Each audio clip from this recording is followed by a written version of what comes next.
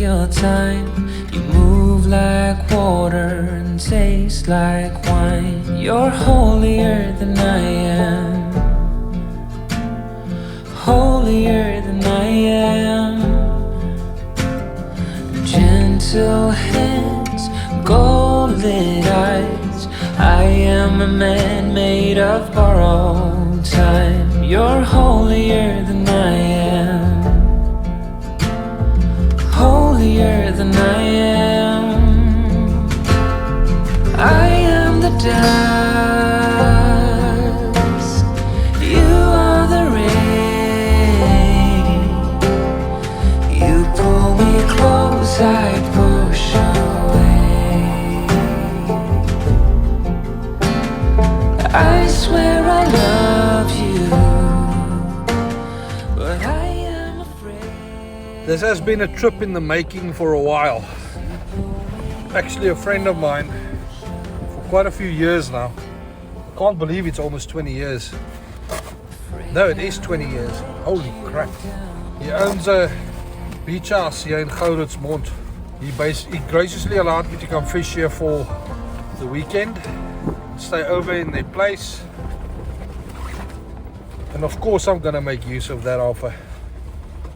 I mean, it's one of those bucket list places that I've identified that I still haven't been at, that I now have the opportunity to visit.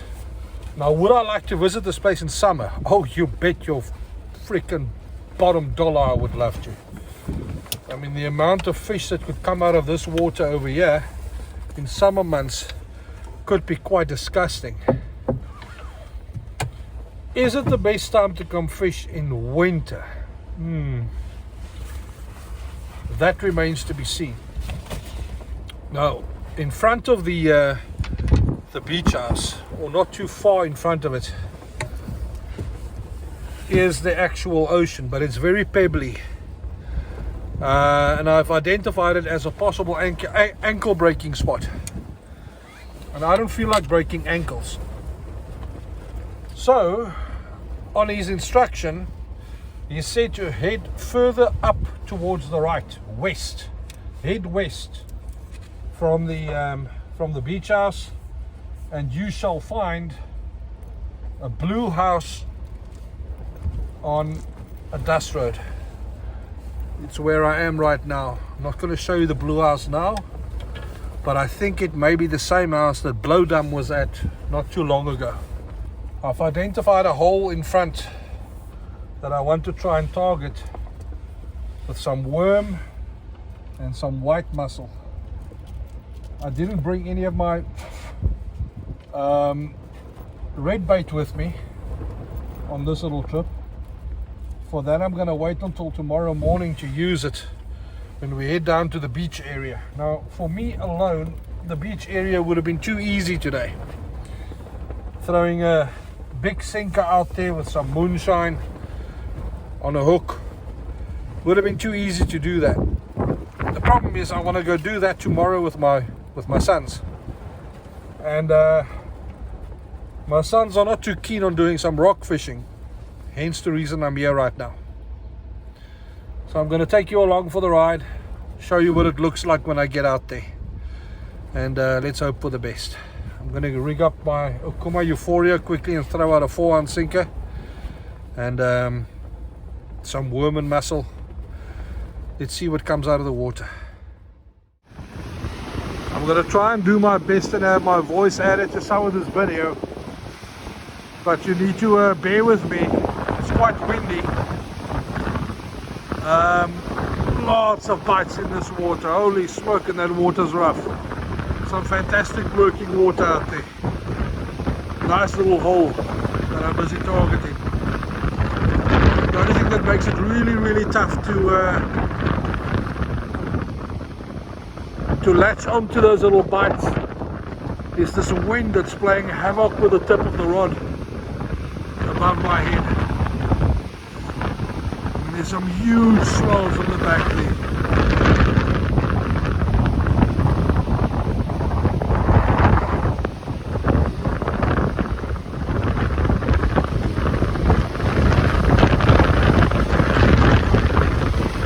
Big current as well.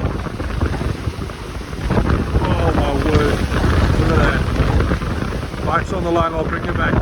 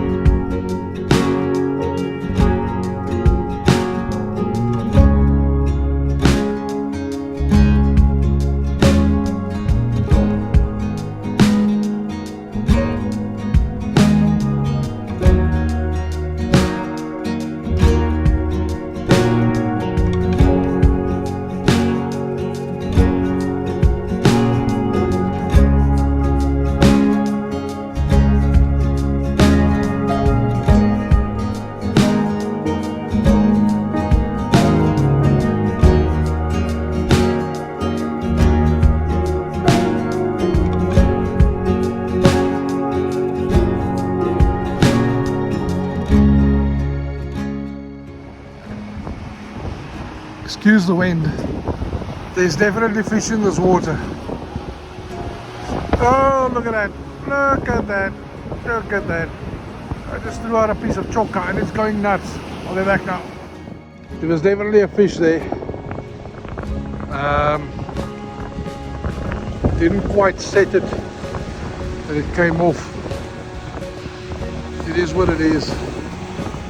Put a fresh piece of choka on. Chucked it back out again. You basically need a decent cast with the wind in your back to get it in a very, very deep hole at the back there. The hole that I'm targeting is roughly there in front of where that back breaker is busy breaking now. That one over there, right there in front of it. So that's where all the action has been happening so far. Covering tips, aggressive thumps. So whatever is in this water is definitely bigger than the stuff I've been pulling out of Picasso so far. So whole times I can at least hook onto something before I need to go back home and braai. Chat soon.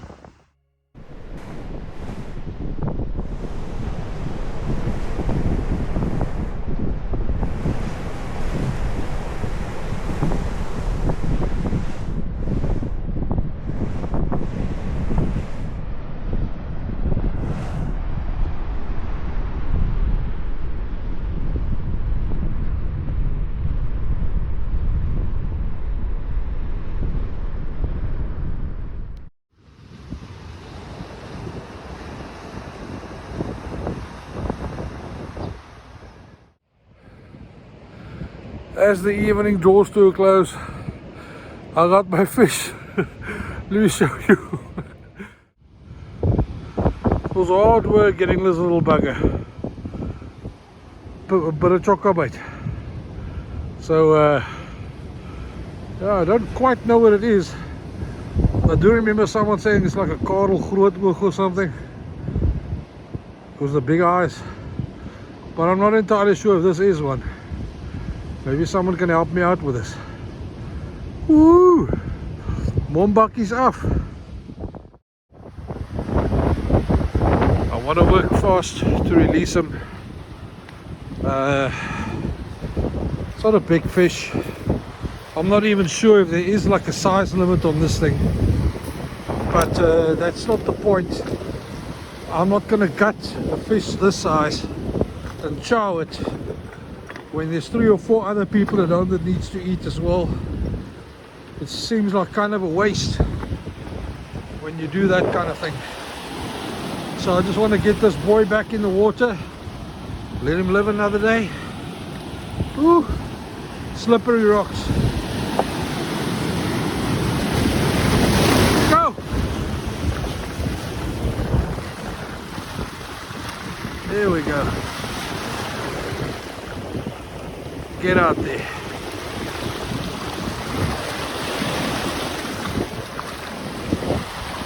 Yo, slippery rocks.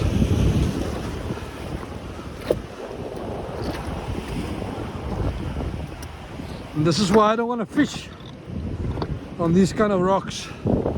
There's plenty of these areas around Gouritsmond where it looks like you could fish there, but it's like rocky areas like this, and to me this just seems like a ankle breaker territory.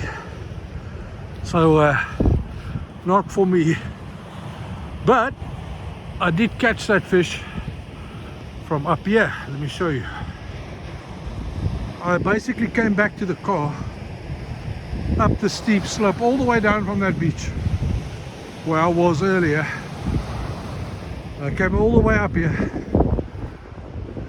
to the car, put everything down, and then I noticed I had one mussel left in the box, and I threw the mussel out over this rail off that cliff into the water right about there. There is. And I had some bites and I thought, wow, that's interesting.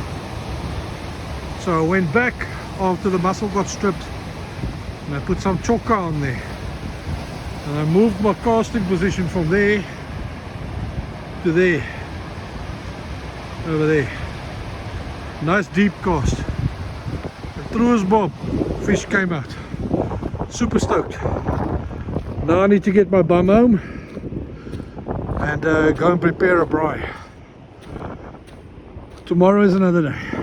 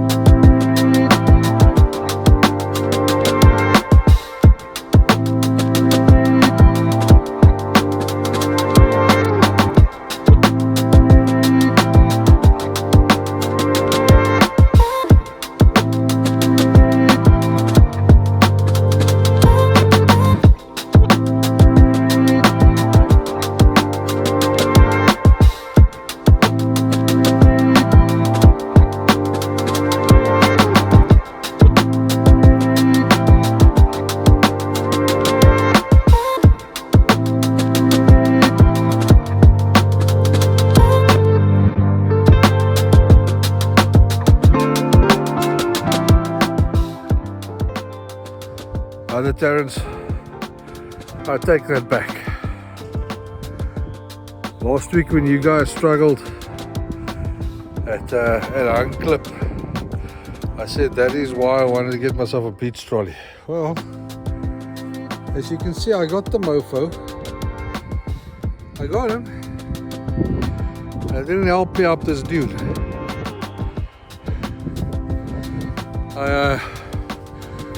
This part of the dune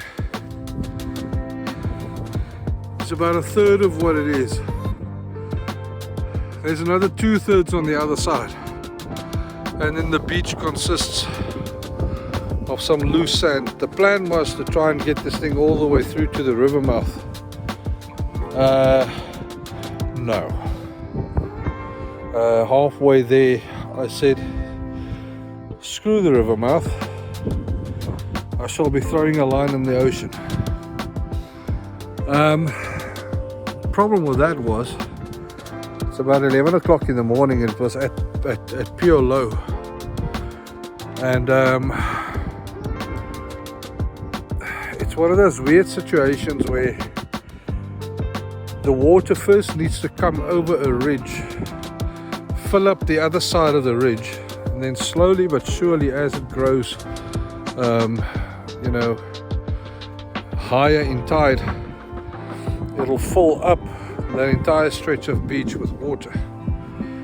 So we were kind of stuck between a rock and a hard place, having to either wait for the water to wash past our feet and fill up the ridge behind us, and then eventually move all the way up back to the beach itself, or we can go find another place to angle for the time being while we wait for high tide at the beach.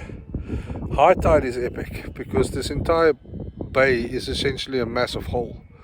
Lots of strong wave action, but the water's deep. I mean, I measured it just now from where I was standing last night and where we were standing just now at low tide. There's about a 3 meter in height difference, so it's considerable. So I'd like to get back here a little bit later. Myself and my son, we're going to go find a spot to angle further west from Gouritsmond down the dust road, and hopefully there's a place we can throw a non-grab sinker and our hooks with some red bait in the water, and maybe get a red Roman, galjoen or something. Would be nice. I'll bring it back when we get there. Just need to load the car. Having some adventure.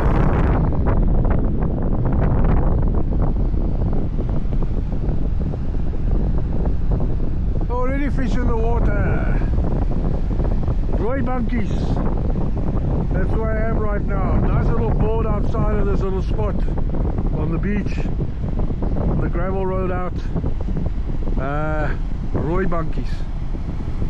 Bit of a trek to get out here on the rocks, but not too much of an ankle breaker. Man, amazing spot. Weg van Roy bunkies. Massive working water. Turquoise blue water. Holy smokes, it looks like a tropical island over here. Got some red bait in the water right now. Already got pickers on the line. Let's hope for something good.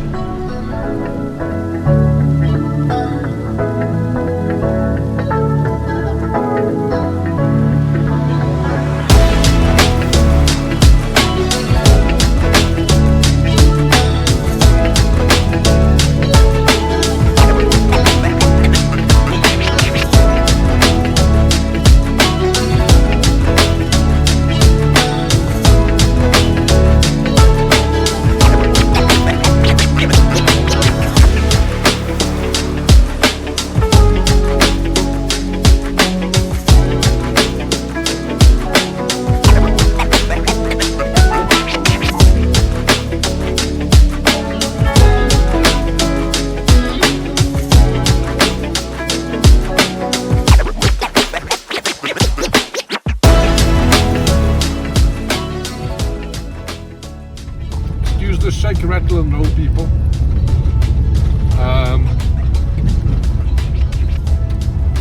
spot that I was at earlier, Roy Krantz or Roy Bunky or something to that effect. That spot had more action than the one that I was at last, even though the one that I was at last looked spectacular. Had a lot of working water, nice swells. Color of the water was beautiful, but it was a bit clean. And from what I've heard, in clean water you need to have real stinky bait to make it work, which I used, but the only bait that came back eaten was the one sole white mussel that I threw out. The 3 casts that I made with red bait came back uncharmed. So we packed up now, packed the rod back in the car, and we're going to make our way back down to the beach where I caught my fish last night. I've got some choka here with me, and we are going to be targeting whatever fish is in that water with choka for the next 2 to 3 hours on sliding traces. So yeah, so far it's been a very fun little excursion with my boy today. He spent most of the day exploring between rocks and chasms and rock pools and stuff, while I rock hopped like a 19-year-old with steel ankles to get to my spots to cast. But yeah, we're gonna head back to the same beach we were at this morning when the water was so low, and hopefully that entire area is filled up and we can start targeting the aggressive fish in that water. See you when we get there. And now as the sun is setting on day 3, day 2 of fishing, I can report that I'm back at the spot that I was at last night when I caught my fish. I'll quickly show it to you. Good piece of water, high tide, lots of working water in front. It's been an incredible day. Just very quiet on the fish front. I mean, we started on the beach over there this morning, all the way over there at low tide, and there was nothing, just very insanely strong currents from left to right, but no fish. So we moved up west past Gouritsmond to go and inspect all the rock spots. Only really had a few bites on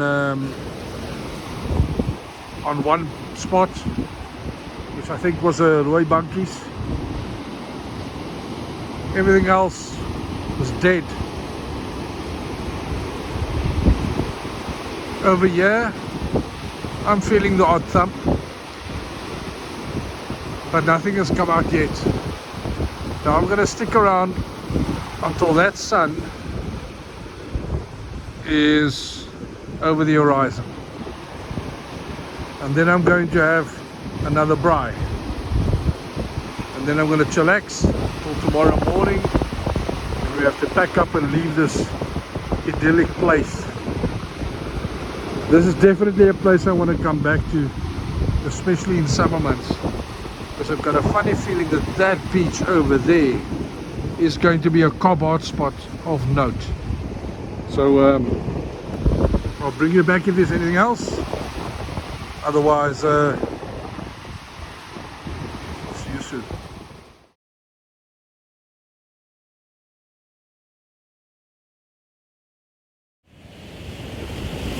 You know, I couldn't have gotten home on the last day if I didn't at least try and catch something again. I'm currently out on the rocks again with some red bait and white mussel with my trusty Okuma wave power 3 to 5 ounce rod and my TFX reel.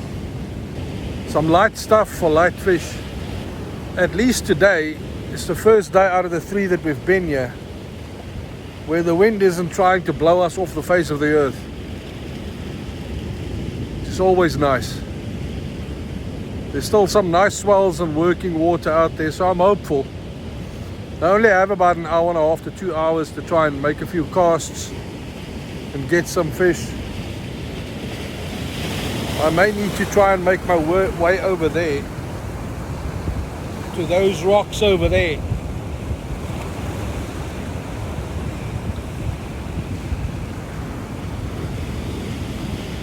Because there's definitely better working water in front of that.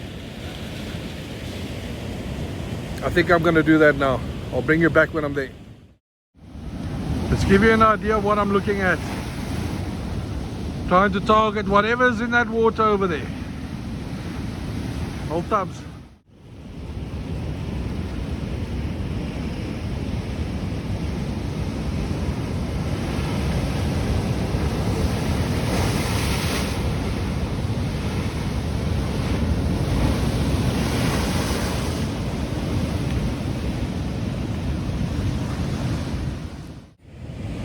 I may have made a bit of a boo-boo. I remembered having made more, pre-made traces with bottle sinkers and some nylon line on the bottle sinkers. I just opened my trace pouch after breaking off over here, and I found only one trace with one more bottle sinker. So that's a bit of a bummer. If I break off now, I'm done. Because I can't make my way back all over these rocks again from where the car's parked over there somewhere. Yeah, it's ankle breaking stuff. So I'm gonna call it if nothing's happening here. There were some anglers here when I got here. They seem to have known what they were doing. They were here with all the right stuff, and they were angling from Hartenbos in a galjoen catching competition. And they said they had some small galjoen earlier over here, but then the bite suddenly stopped. So they explained to me where they were casting. Now I'm just casting in a different direction. And if anything happens, at least I could be lucky. But if nothing's happening until the next time my sinker breaks off, it is what it is. I'm done. I have to go pack up and go home.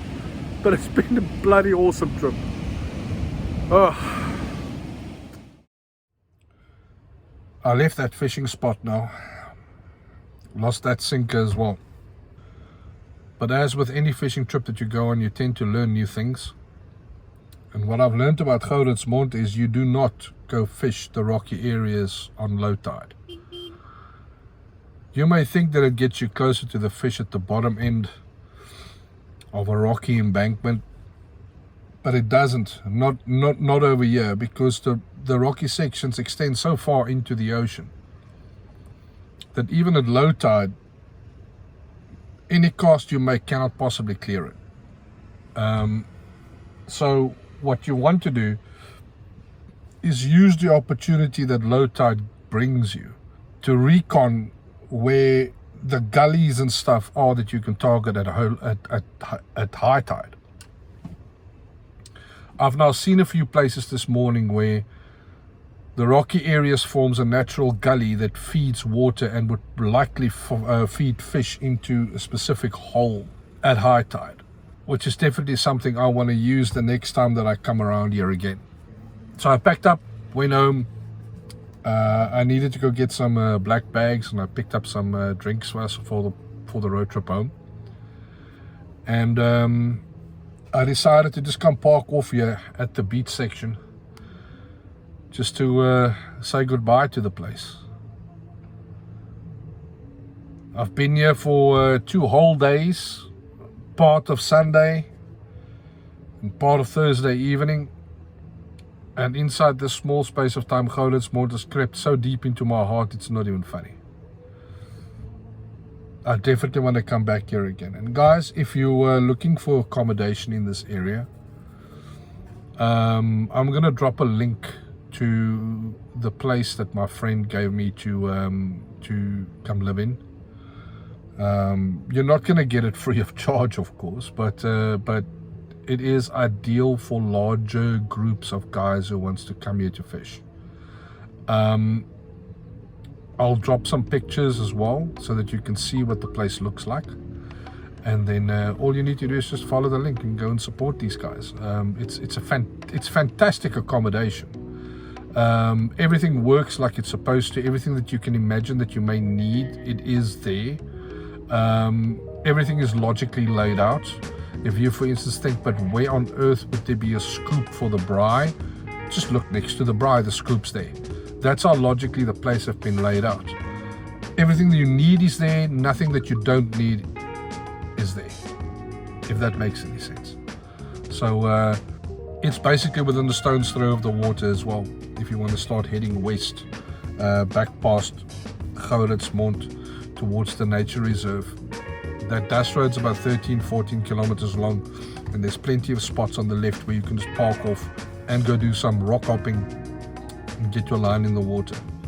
Definitely worthy of further exploration when I come here next time. So from me, Flum, VFT channel, good day, until next time.